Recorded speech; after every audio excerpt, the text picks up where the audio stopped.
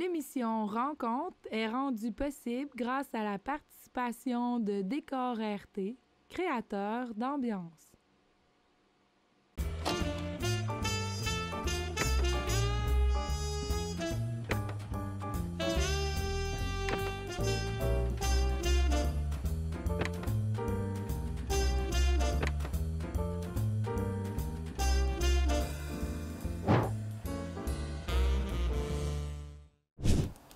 Bonjour et bienvenue à notre rencontre.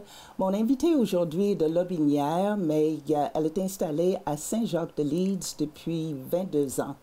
Alors, on va plonger dans l'univers de l'artiste peintre Yolande Bernier.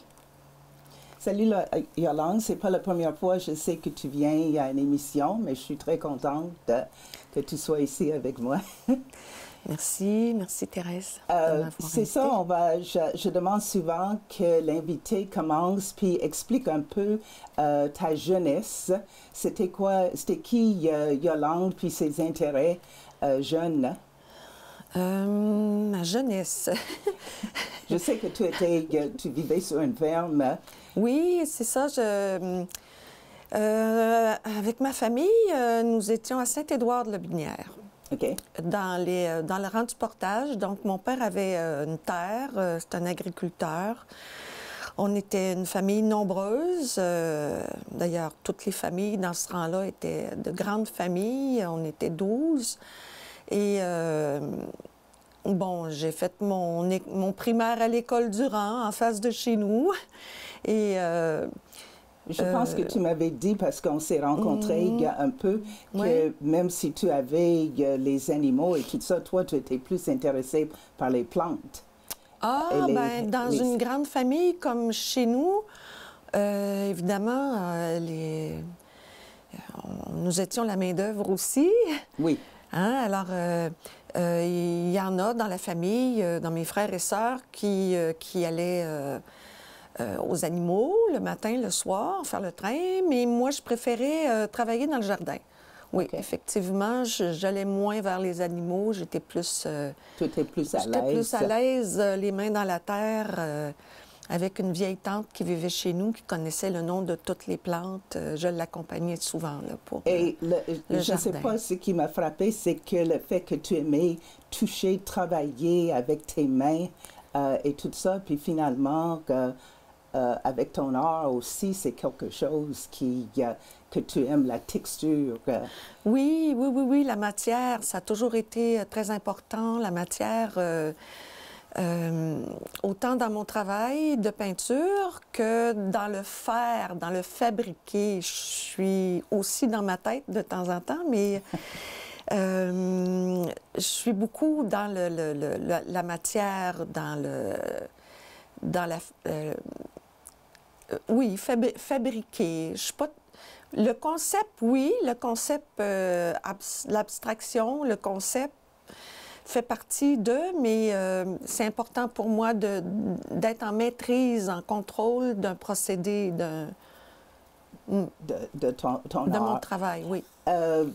J'aimerais que tu racontes, parce qu'il y avait comme le magazine Maclean's. C'est ça, puis toi, à un jeune âge, mais il y avait un concours. Et toi, tu as participé, puis tu as gagné? Oui, ça fait longtemps, là, j'étais C'était avant même mon adolescence, je pense. Je devais avoir 10, 11, 12 ans, je ne sais plus trop. Mes sœurs... J'ai 3 sœurs plus vieilles que moi et la plus vieille, qui était maîtresse d'école, elle avait un abonnement à un magazine. Bon, il y avait une variété de toutes sortes, là, Maclean ou Vogue, je me rappelle plus trop. Et j'ai feuilleté ce magazine-là, puis je suis passée sur un concours de dessin. Puis là, j'ai dit, ben là, je vais essayer ça, mais un peu comme en cachette, là, je n'en ai pas parlé.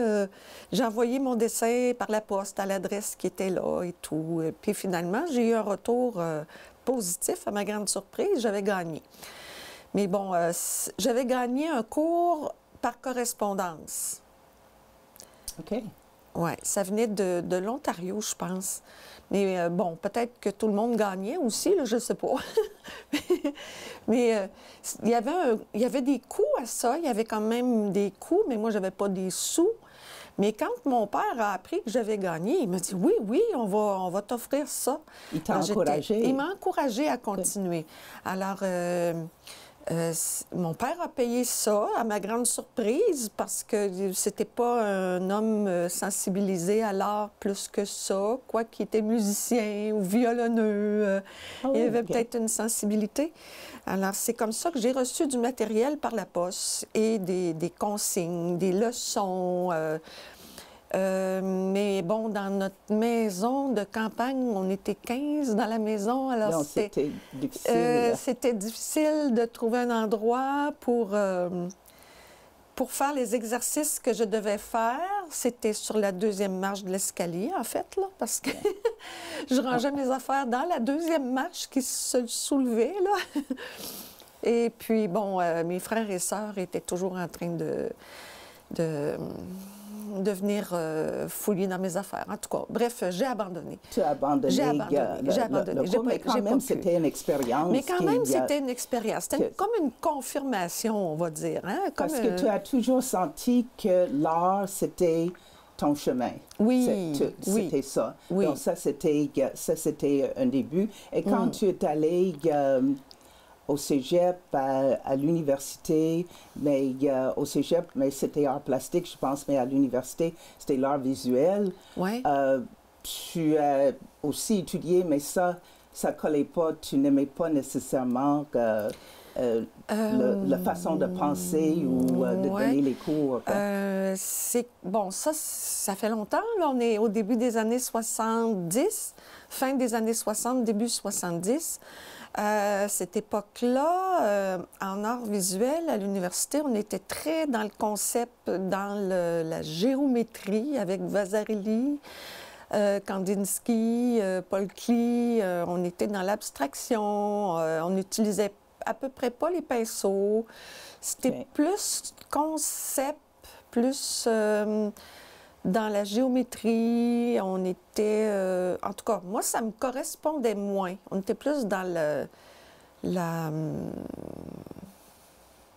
l'abstraction conceptuelle, là. OK. Puis moi, ça, c'était quoi? Toi, tu aimes plus toucher. J'aimais mieux être j'aimais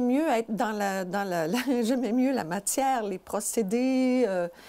Alors, j'étais beaucoup dans l'atelier de moulage, plâtre, céramique, où on était plus dans des matériaux, dans des transformations, dans une maîtrise, mais bon, j'ai quand même fait mon cours. J'ai pas complété le bac. Le bac? Non, j'ai pas complété le bac. Il restait quelques cours, mais il y a toujours... ça m'ennuyait beaucoup. Mais il y a d'autres chemins. Tu as eu une fille, fille de la campagne, mais tu as déménagé à la campagne. À la campagne. Puis c'est là que tu as commencé la teinture sur soie. Je pense que tu as commencé à faire ça pour gagner un peu d'argent que tu aimais. Oui, en fait... quand j'ai abandonné le baccalauréat, je suis déménagée à la campagne, à Saint-Joseph-de-Beauce, dans une petite maison tranquille, un peu en retrait. Et je me suis adonnée à la peinture sur soie. J'étais beaucoup dans les textiles à ce moment-là. OK. Quand j'ai lâché l'université, j'ai fait du tissage, j'ai fait de la teinture de textile avec des végétaux. Puis j'ai commencé à travailler le batik sur la soie, la peinture sur soie. Puis j'ai fabriqué beaucoup des mètres et des mètres, des écharpes, des foulards, pour des vêtements.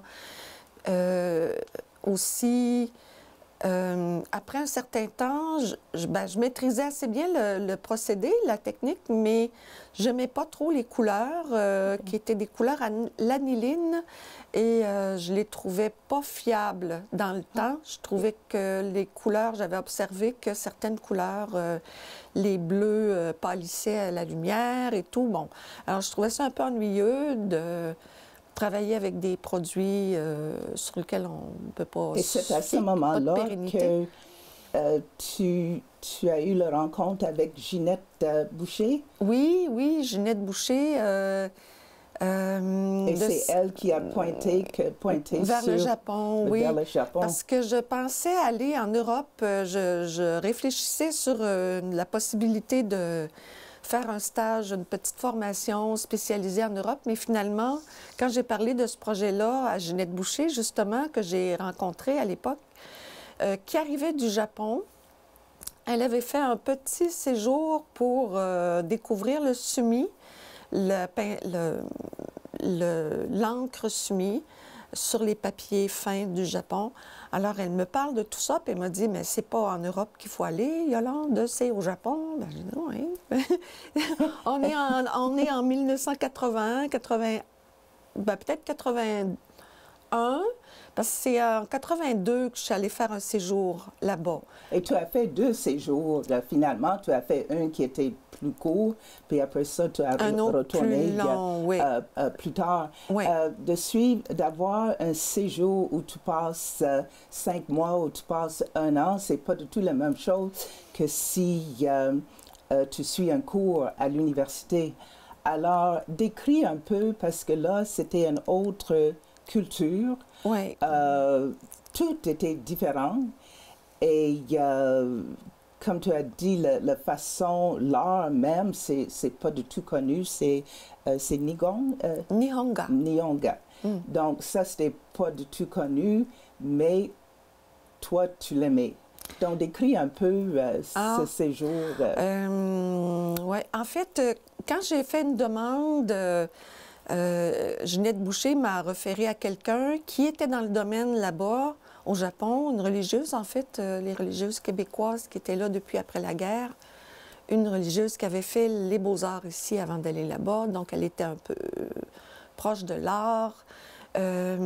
Directrice d'une école à Tokyo. Elle avait une collègue de travail qui avait fait un cours en art aussi à l'université, était toujours en contact avec son professeur. Alors, c'est ce professeur-là qui m'a accueillie pour un séjour, premier séjour de 5-6 mois. C'était dans un centre culturel. J'ai rejoint un groupe de Japonais.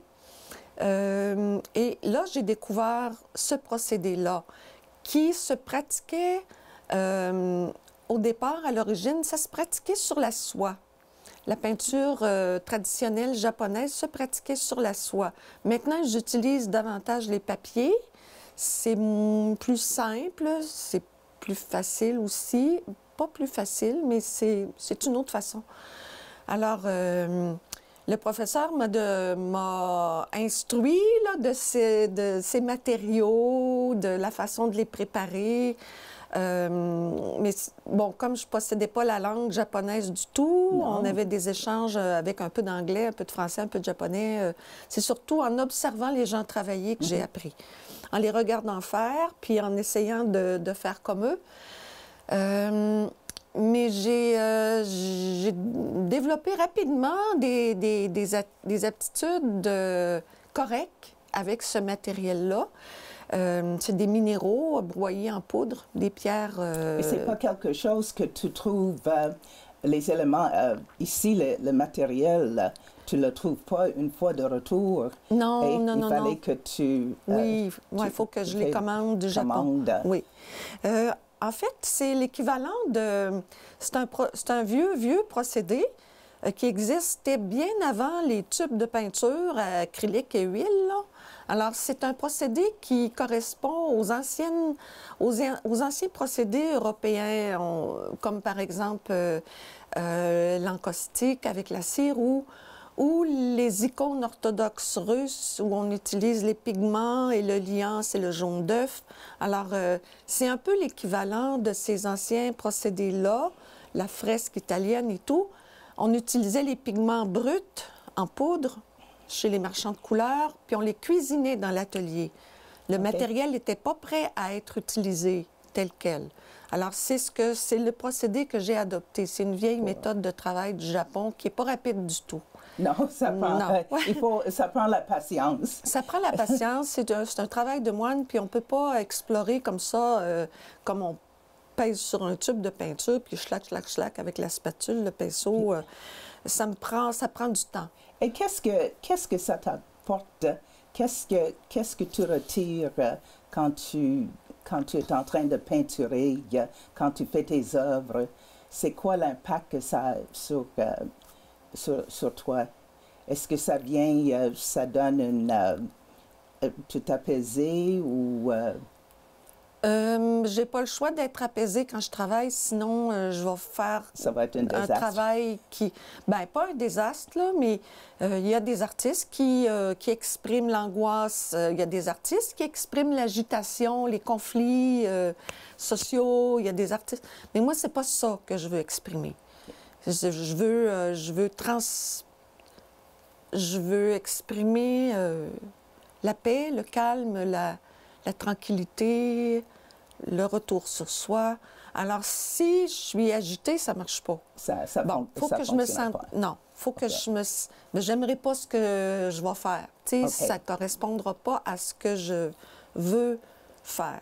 Mais je pense qu'au début de l'année où, quand la guerre en Ukraine a commencé, toi, ça a eu un impact. Et tu as décidé de commencer à dessiner un peu pour faire de quoi un projet avec les arbres et... Oui, parce qu'il faut dire que depuis 1 an ou 2, je n'ai pas entrepris de grands formats, de grandes œuvres avec des grands projets devant moi, des échéances et tout avec la pandémie. Je suis revenue dans un univers plus intime avec des petites choses. Et quand, oui, en effet, ça me bouleverse, ça me chamboule beaucoup par en dedans de savoir qu'il y a tant de souffrance, qu'il y a tant de cruauté, que la nature humaine est si bête, finalement, là, de s'entretuer comme ça. J'en reviens pas qu'on soit encore dans ces dynamiques-là. Ici, on est tellement libre et on n'a pas connu ça, l'occupation militaire, la guerre et tout, la peur, la détresse, abandonner tout derrière soi, perdre nos proches. Alors, ça me... Parce qu'il n'y a pas qu'en Ukraine, il y a plusieurs pays d'Afrique qui mangent de la misère, puis le Yémen, il y a l'Afghanistan, il y a beaucoup d'endroits dans le monde qui sont bouleversés, où il y a de la famine, la misère. Alors, je sentais le besoin de faire quelque chose de physique, une action. Alors, j'ai retrouvé dans mes affaires, en mettant de l'ordre, des piles de petits papiers japonais que j'utilisais pour faire l'exercice de la calligraphie, quand je donnais les cours de calligraphie japonaise. Et puis, il me restait ces piles de papier-là. J'ai commencé à dessiner des arbres avec le pinceau, l'encre, sumi, différents noirs d'encre, des noirs chauds, des noirs froids, violacés, verdâtres. Puis à chaque jour, c'est comme ma prière du matin. À chaque jour, j'en ajoute 3-4.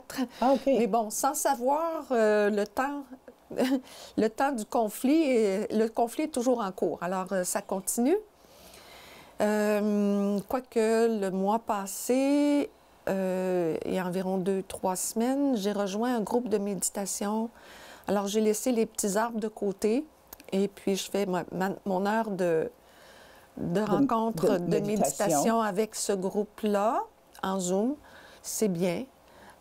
Puis c'est le but, c'est une méditation pour la paix.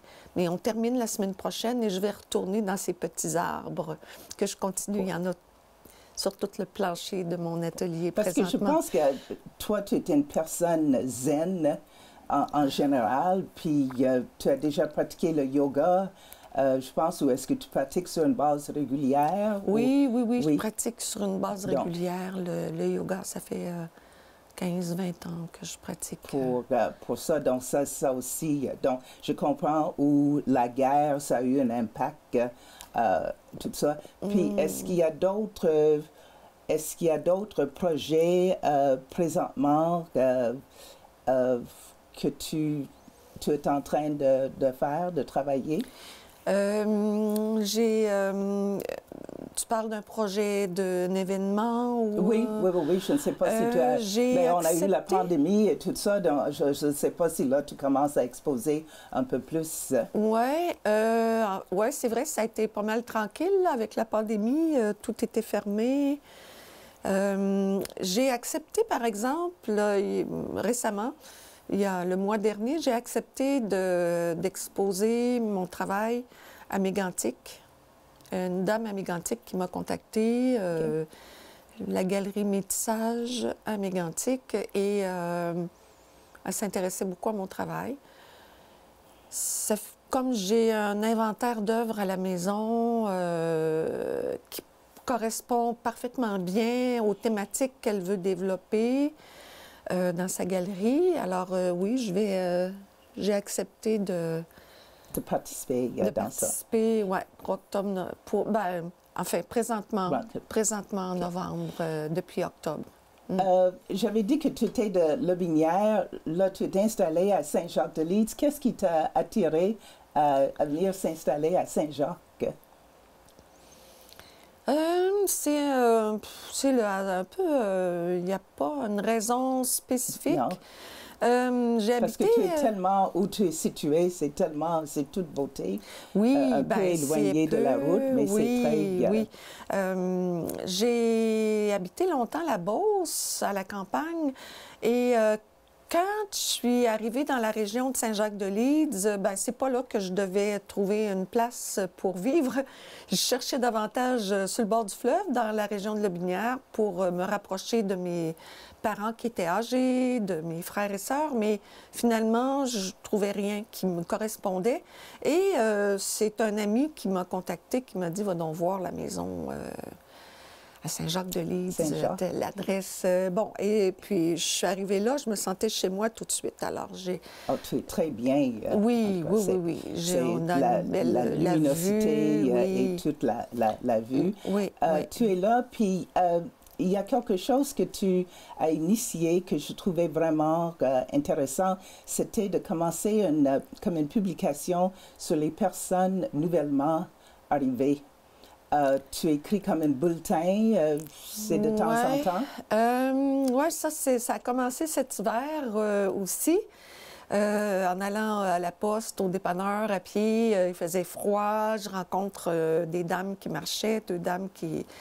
On se parle un peu dehors avec nos masques et tout. Et puis, le sujet en particulier qui m'a interpellée, c'est que ces femmes-là sont plus âgées que moi et puis sont natives de la place. Je dis, bien, on ne reconnaît plus personne à Saint-Jacques-de-Leeds. Il y a beaucoup d'étrangers. En plus, tout le monde est masqué. C'est quasiment épeurant de marcher dans le village. Mais tu sais, les gens sont habitués de se connaître, de se côtoyer, de se dire bonjour, d'échanger. Alors, oui, c'est vrai que dans les 2 dernières années, toutes les maisons qui étaient libres sont maintenant occupées. Elles sont toutes vendues. Je dis, c'est vrai qu'il y a beaucoup d'étrangers, il y a beaucoup de personnes qui sont venues s'installer de l'extérieur. Alors, j'ai commencé... avec la municipalité, avec l'accord de la municipalité, j'ai commencé à rencontrer chacune de ces nouvelles personnes-là pour juste leur demander d'où elles viennent, pourquoi elles ont choisi de venir vivre à Saint-Jacques-de-Leeds et puis quelle est leur occupation en général. En tout cas, un petit portrait une demi-page avec un élément visuel. Alors, ça fait 4 ou 5 mois que je fais ça à 3, 4 par mois.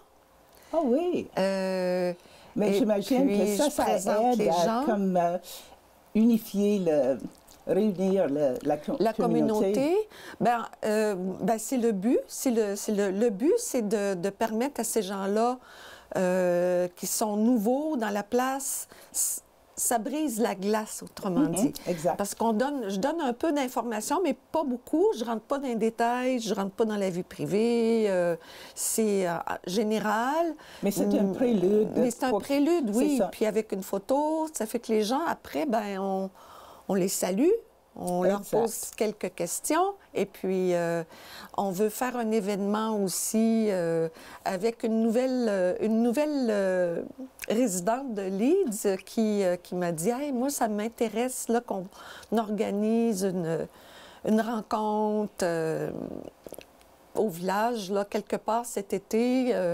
Là, je vais faire encore quelques nouveaux portraits, là, mais cet été, on va faire un rassemblement de ces nouvelles personnes-là avec les gens du village. » En tout cas, je trouvais que c'était une très belle initiative pour ça, Ouais. parce que c'est bien pour les gens qui sont originaires, qui viennent Oui. de la place, Oui. et aussi Oui, l'accueil c'est pour, quand même, oui, pour les c'est quand gens même qui apprécié. qui Oui. arrivent. Oui, oui, oui.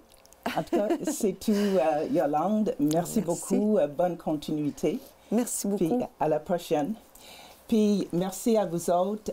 Avec l'émission, j'ai la chance de rencontrer tellement de gens que je n'aurais jamais croisés et d'apprendre et partager avec vous les informations très intéressantes.